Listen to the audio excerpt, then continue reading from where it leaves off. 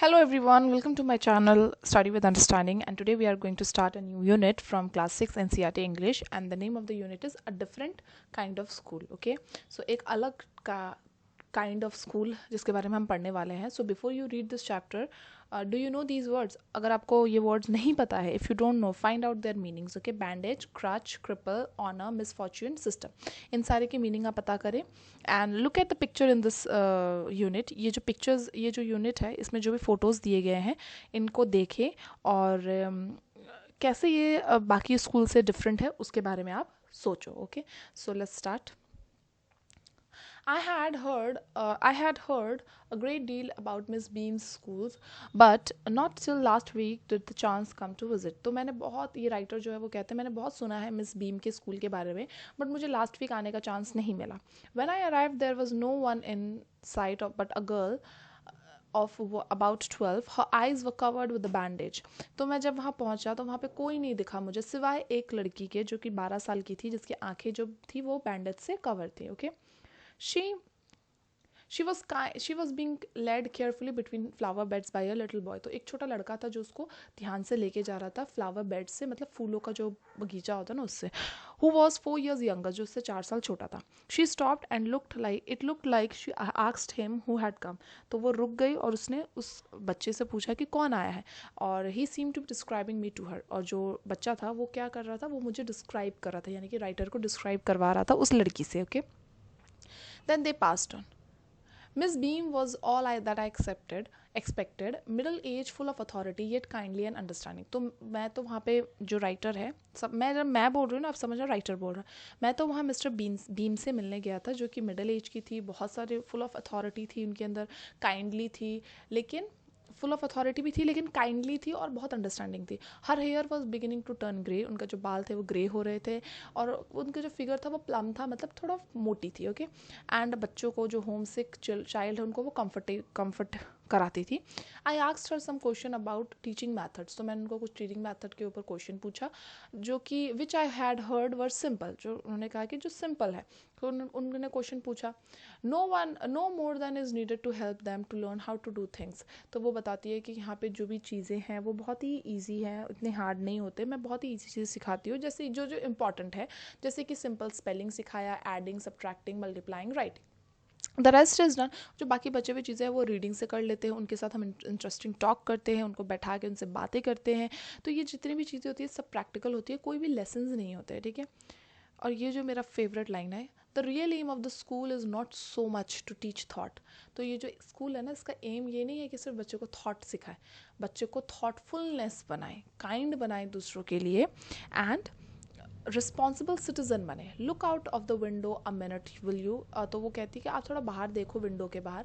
तो जब मैं बाहर जाता हूँ विंडो के, मुझे क्या दिखाई देता है, एक लार्ज गार्डन और एक प्ले ग्राउंड. ठीक है, सो मिस्टर बीम को पूछती है आपने क्या देखा. तो मिस्टर बीम कहते हैं मैंने बहुत ब्यूटीफुल सा ग्राउंड्स देखा, कुछ खुश होते हुए बच्चे देखे, लेकिन मुझे बहुत पेन हो रहा है क्योंकि ये बच्चे हेल्दी नहीं है, ये एक्टिव लुकिंग नहीं है. व्हेन आई कम, तो वो बताते जब मैं अंदर आया था तो I saw one poor little girl. मैंने एक छोटी बच्ची को देखा जिनको कोई बच्चा लीड कर रहा था, उसके आंखों में प्रॉब्लम था. अभी मैं और 2 बच्चों को देख रहा हूँ जिनको डिफ़िकल्टीज़ है, कोई क्रच लेके चल रहा है, जो जिनके पैर टूट जाते हैं, वो लंबी सी डंडी लेता है ना. कोई डिसेबल है, होपलेस डिसेबल, क्रिपल का मतलब होता है डिसेबल होना. ठीक है, तो मिस बीम जो थी वो हंसती है. Oh no, she said. उन्होंने कहा कि अरे आप जो सोच रहे हो वैसा नहीं है, वो seriously she is not really lame. ठीक है, वो ऐसी नहीं है, ये उसका लेम डे है. क्या है, कौन सा डे है, लेम डे है.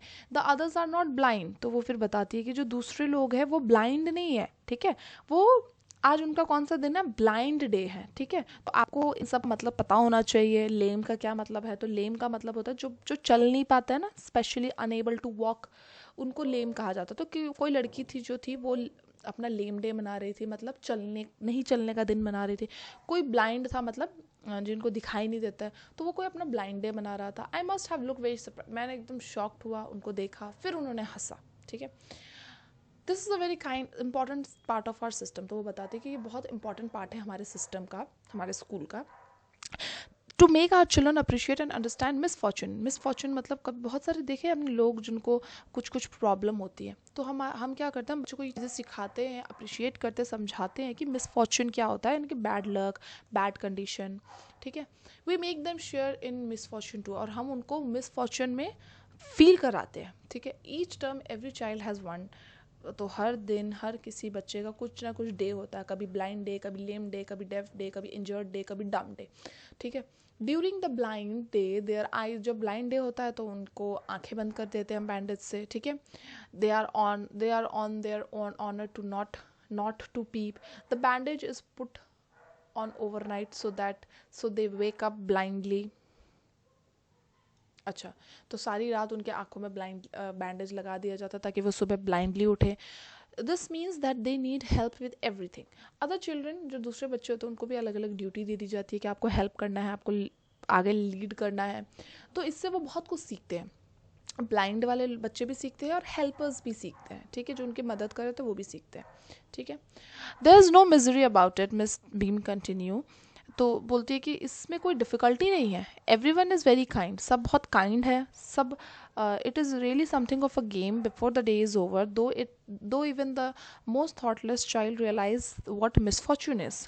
तो बताती है एक गेम तरीके का है, जैसे दिन ख़त्म होता है, जो थॉटलेस चाइल्ड होता है वो भी रियलाइज़ करता है, जो केयरलेस बच्चा होता है वो भी रियलाइज़ करता है कि फॉर्चून कैसा, मिसफॉर्चून कैसा होता है। The blind day is of course really the worst, सबसे बड़ा बुरा दिन होता है blind day, but some of the children tell me that the dumb day is the, और कुछ बच्चे कहते हैं जो डम डे होता है, डम डे मतलब जो बात नहीं कर पाते, वो बुरा होता है, क्योंकि हम उनके मुंह पे क्या होता है, बैंडेज लगा नहीं पाते हैं। So they really have to exercise their, तो उनको विल पावर स्ट्रॉन्ग करनी पड़ती है। Come into the garden and see for yourself how the, अब बोलती है कि चलो आप गार्डन में जाओ, खुद से देखो, ठीक है। तो Miss Beam led me to one of the bandage girl, तो एक बैंडेज गर्ल के पास लेकर गई। Here is a gentleman come to talk to you, तो वो कहती है कि एक जेंटलमैन आए हैं आपसे बात करने के लिए, और मिस बीम जो है वो वहाँ से चली जाती है। Don't you ever peep, I asked the girl. Oh no, she exclaimed, that would be cheating, but I had no idea it was so awful to be blind, ठीक है। तो यहाँ पे जो राइटर जो गए थे ना वहाँ पे, वो पूछते हैं उस बच्ची को, क्या पूछते हैं, वेट, डोंट यू एवर पीप, क्या मतलब आपने कुछ ऐसा किया नहीं है जिससे, लाइक पीप का मतलब यहाँ पे क्या एक्सप्लेन किया गया है, पीप का मतलब इधर उधर देखा, आपने चीटिंग तो नहीं की है, लाइक चीटिंग, बैंडेज हटा के चीटिंग करना। तो वो कहती है नो नो, नहीं चीटिंग नहीं की है। वो बताती है कि बहुत बुरा लगता है ब्लाइंड होना, है ना, आप कोई चीज़ देख नहीं पाते हो, आप किसी भी चीज़ से टकरा जाते हो, बहुत अच्छा नहीं फील होता, it's such a relief just to sit down, ऐसा लगता है सिर्फ बैठ जाओ ताकि आप अच्छा फील करो। Are your helpers kind to you, तो वो पूछता है कि आपके जो हेल्पर्स है वो काइंड है, काइंड मतलब आपके प्रति बहुत अच्छा व्यवहार करते हैं। तो वो कहती है fairly, but they are not as careful as I shall be when it is my turn. वो कहती है कि उतने केयरफुल नहीं है जितने मैं केयरफुल होती हूँ मेरा जब टर्न आता है। Those that have been blind already are the best helpers, जो पहले से ब्लाइंड होते हैं ना वो बेस्ट हेल्पर्स होते हैं। It perfectly ghastly not to see, I wish you try, shall I lead you anywhere, I ask. तो बताती है कि बहुत बुरा लगता है ब्लाइंड होके चलना, ठीक है, क्योंकि अच्छा फील नहीं होता। तो वो अब राइटर कहता है कि चलो मैं आपको लीड करता हूँ। ओ येस, तो वो बोलती है ठीक है, let's go for a little walk, चलिए हम वॉक पे जाते हैं। Only you must tell me about things, I shall be so glad when today is over. तो बोलती है कि आप सिर्फ मुझे बताते जाना कि क्या क्या हुआ है, ठीक है। The other bad days can't be half as bad as this, having a leg tied up and hopping about on a crutch is about fun I guess. तो वो बोलते हैं कि लेग टाइड अप होना, एक क्रच के साथ खड़े होना, वो ज़्यादा फन है। Having a arm tied up is a bit more, जो आर्म जो है ना, आर्म उसको ऊपर की तरफ बंद कर देना वो थोड़ा सा डिफ़िकल्ट है, बिकॉज यू कांट ईट, आप खाना नहीं खा पाते हो, कुछ चीज़ें आप नहीं कर पाते हो। I don't think I mind being deaf, और मुझे डेफ होने पे कोई माइंड नहीं है, बिकॉज वो ठीक है। But being blind is so frightening, blind होना इज़ वेरी वेरी फ्राइटनिंग, बहुत परेशानी होती है। माई हेड एक ऑल द टाइम, जस्ट मेरा सर सारा टाइम दर्द करता है कि ये ना हो कि मुझे कहीं से चोट लग जाए। वेर आर वी गोइंग, तो वो पूछती है कहाँ जा रहे हैं। तो जो राइटर है वो कहता है कि इन द प्लेग्राउंड जा रहे हैं। We were walking toward the house, हम घर की तरफ जा रहे हैं। Miss Beam is walking up and down the garden with a tall girl. तो वो बताता है मिस बीम जो है वो ऊपर नीचे चल रही है गार्डन के एक लड़की के साथ, टॉल सी लड़की के साथ। What is the girl wearing my little friend asks. तो वो बच्ची पूछती है, ये बच्ची, कि वो लड़की ने क्या पहना है। A blue cotton skirt and a pink blouse. तो बोलती है कि जो राइटर है वो बताता है कि उसने ब्लू कॉटन स्कर्ट पहना है, एक पिंक ब्लाउज पहना है। तो वो बोलती है ओ आई थिंक इट्स मिली। कौन है वो? Milly. What colour is her hair. तो वो पूछता है, वो लड़की जो है ब्लाइंड लड़की, वो पूछती है कि क्या कलर है उसके बाल का। तो वो कहता है वेरी लाइट। ओह, तो फिर वो जो लड़की है वो कहती है that's Millie, she is the head girl. वो हेड गर्ल है। There is an old man tying up roses. तो आदमी जो है राइटर है वो कहता है कि एक ओल्ड मैन है जो रोजेस को लाइक टाई अप कर रहा है। तो वो कहती है कि ओ दैट्स पीटर, वो हमारा गार्डनर है, he is hundreds of years old. And here comes a girl with a curly red hair, she is on crutches. तो वो जो राइटर है वो कहता है कि एक लड़की आ रही है कर्ली बालों वाले जिसके हाथ में क्रचेस हैं। तो वो कहती है ये कौन है? अनीता है, ठीक है। And so we walked on, और हम चलते गए। Gradually I discover that I was 10 times more thoughtful than I ever thought I could be. I also realise that if I had to describe people things to someone else it made them more interesting to me. तो वो जो writer वो कहता है कि अच्छा ये बहुत अलग तरीके का प्रोसेस है, बहुत थॉटफुल प्रोसेस है, बिकॉज इसमें हम लोगों के बारे में और ज़्यादा इंटरेस्टिंग चीज़ें जानते हैं और इंटरेस्टिंग चीज़ें हम उनके बारे में निकाल पाते हो, ठीक है। When I finally had to leave I told Miss Beam that I was very sorry to go. तो जब मैं निकल रहा था तो मैंने मिस्टर बीम को बोला, mister beam again, mister beam, मेरे मुंह से मिस्टर बीम ही निकलता है, मिस बीम को बोला कि आई एम वेरी सॉरी, मुझे जाना होगा। तो वो कहती है she reply then there is something in my system after all. तो वो कहती है कि मेरे सिस्टम में और भी कुछ चीज़ें हैं, ठीक है, there is something in my system after all.